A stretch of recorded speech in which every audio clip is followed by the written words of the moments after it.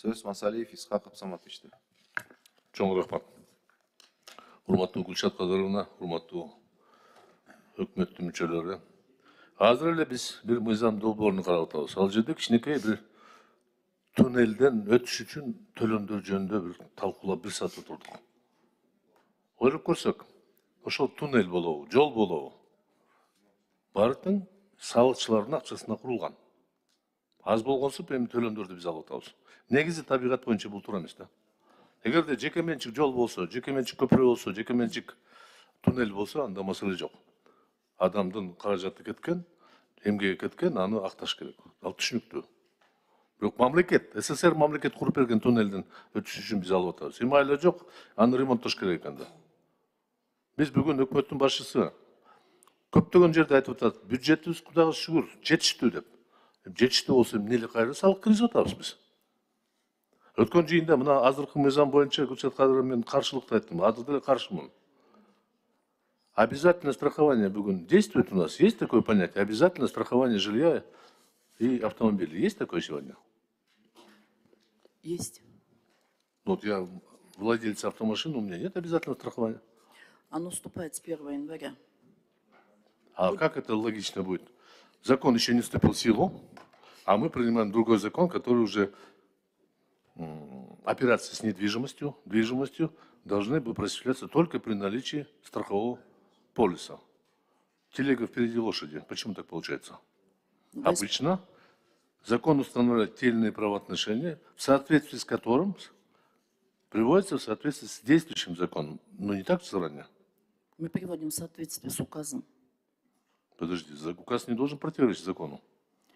Указ дает направление, указ дает на основании указа мы разработали законопроект. Нет, я по времени говорю. Закон-то не вступил в силу еще.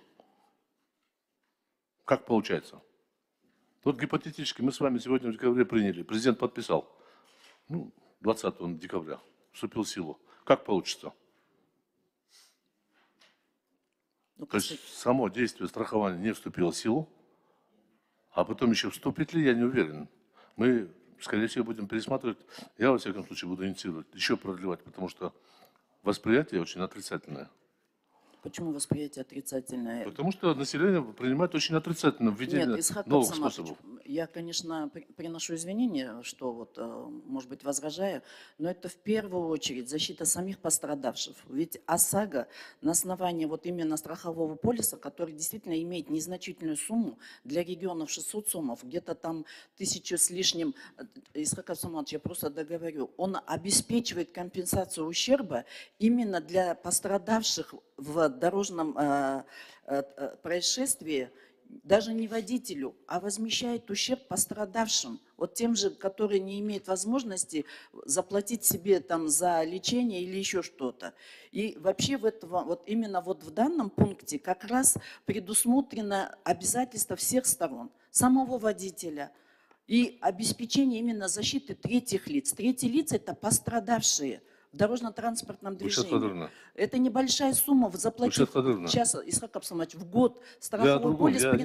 При наступлении страхового случая, вы знаете, какие суммы выплачиваются? Даже велосипед, если сбить, и то какие деньги. Это даже не 600 сомов. Это же для людей делается, для населения наоборот, для защиты их. Вы слушаетесь? Я прошу прощения, я не об этом говорил вообще-то. Я говорил о том, что предлагаемый сейчас законопроект предполагает обязательное наличие страховых полисов при осуществлении гражданских сделок. Об этом речь идет сегодня. А не вообще нужно или не нужно. Вообще нужно, не нужно, это спорный вопрос. И не сегодня нам будем обсуждать его. Мы обсуждали, я в свое время был против, и сейчас категорически против. Спасение утопающего – это дело рук самого утопающего. Что это за детский сад такой? Страховые компании заинтересованы в получении денег. Будет производить оборот. Из 1000 автомобилей один может удариться, и компенсация это не за счет его, за счет коллективных денег. За счет миллионов автовладельцев, которые собирают деньги, компенсируется ущерб. Но Исхак Абсаматович, корпоративное единство. Поэтому показывает наоборот. Я прошу прощения, я не закончил еще. Извините. Поэтому я категорически против вашего законопроекта. Хоть я один буду, я категорически против. И призываю своих коллег. Дорогие товарищи, коллеги мои, Хотя бы из того, что закон не вступил в силу еще, мы принимать опережающий закон условия не можем. Пусть он вступит сначала в январе.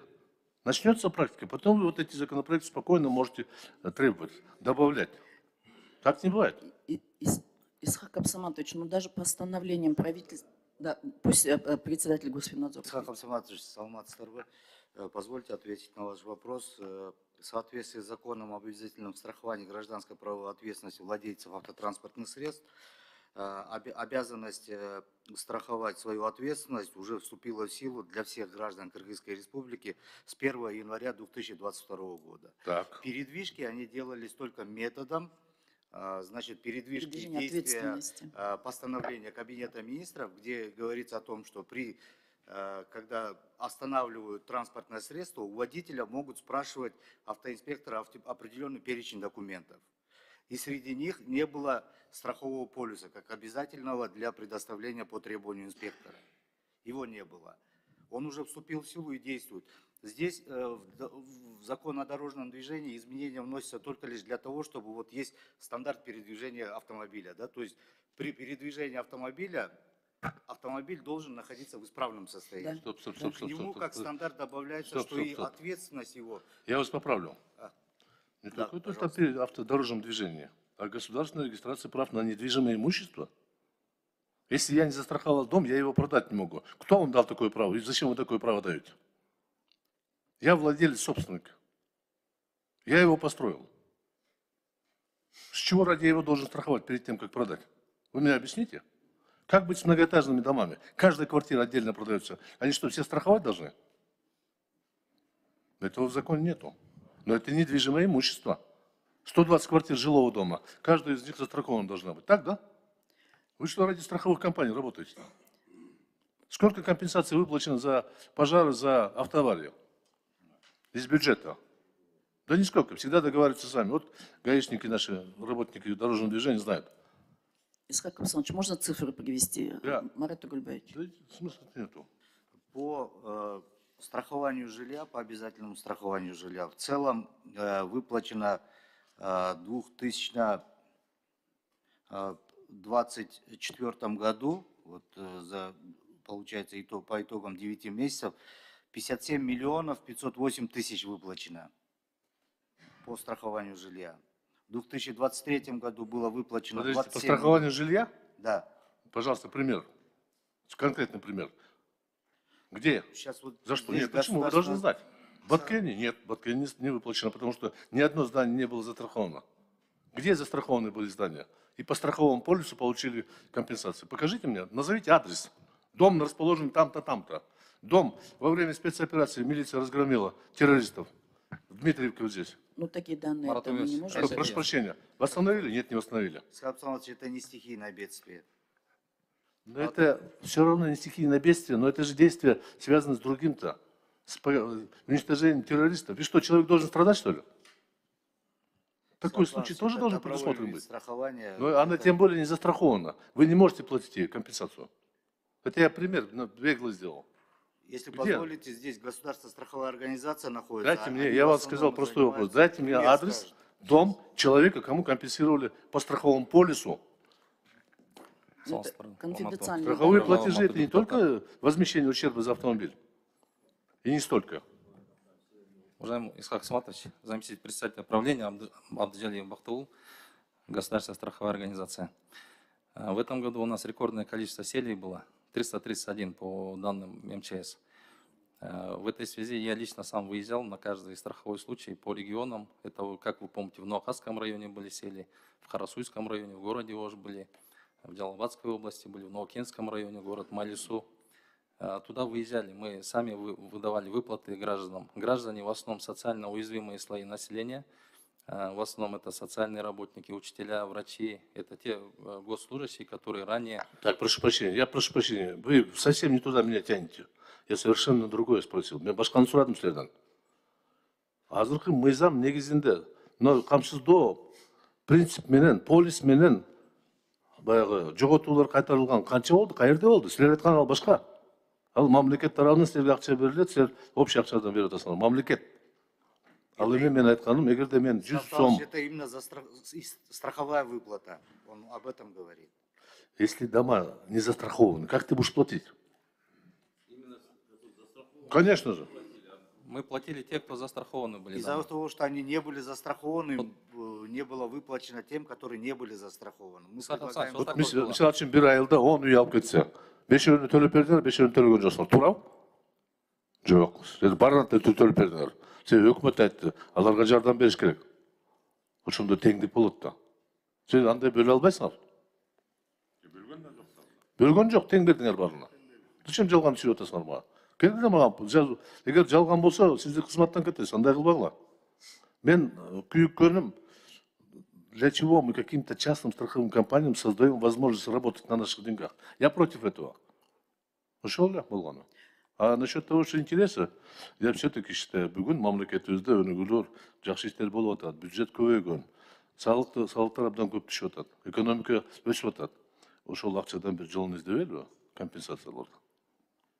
Балким азыр кое туруш керек. Эртең 1-январдан сиз айткандай, эгерде закон күчүнө кирсе, эмне үчүн биз, мына көпчүлүк депутаттардын мен кепилдик берем, страховой полис машинага жок. Эмне үчүн бизди кубалап, полисин кана деп сурабайт? Эгерде милдеттүү түрдө болсо. Вот, уважаемый генерал, скажите мне, пожалуйста, от работников ГИБДД требуется проверять наличие страхового полиса? Исхак Саматович, бүгүнкү күндө бул добровольный түрдө болот, жеке жактарга. Ошол себептен ал суралбайт. А мамлекеттик кызматкерлер жана юридикалык жактардыкы ал обязательно порядке, алардан суралат. Как мамлекеттик кызматкерлер? Мамлекеттик унааларга, кызматтык унааларга. Конечно, мамлекеттик унаалар ал башка. Мамлекеттик кызмат унаа жана юридикалык жактардын унааларына ал обязательно порядке. Вот ошондо силерге компенсация берилиши мүмкүн страховой компаниядан, мамлекеттик.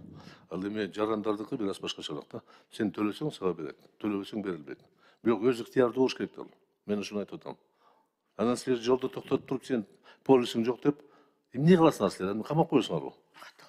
1-январдан баштап. Бул боюнча укук бузуулар жөнүндө кодекстин 184-беренесинде норма бар, ал жерде ал документ жок, башкарууга туура келет. Жок, кандай айтып берсиңизчи. 184 статья Кодекса о правонарушениях предусмотрена ответственность за езду без документов, в том числе и без страхового полиса. Прям страховой полис деп жазылганбы? Там Жок, мен так сурап атам генералдан.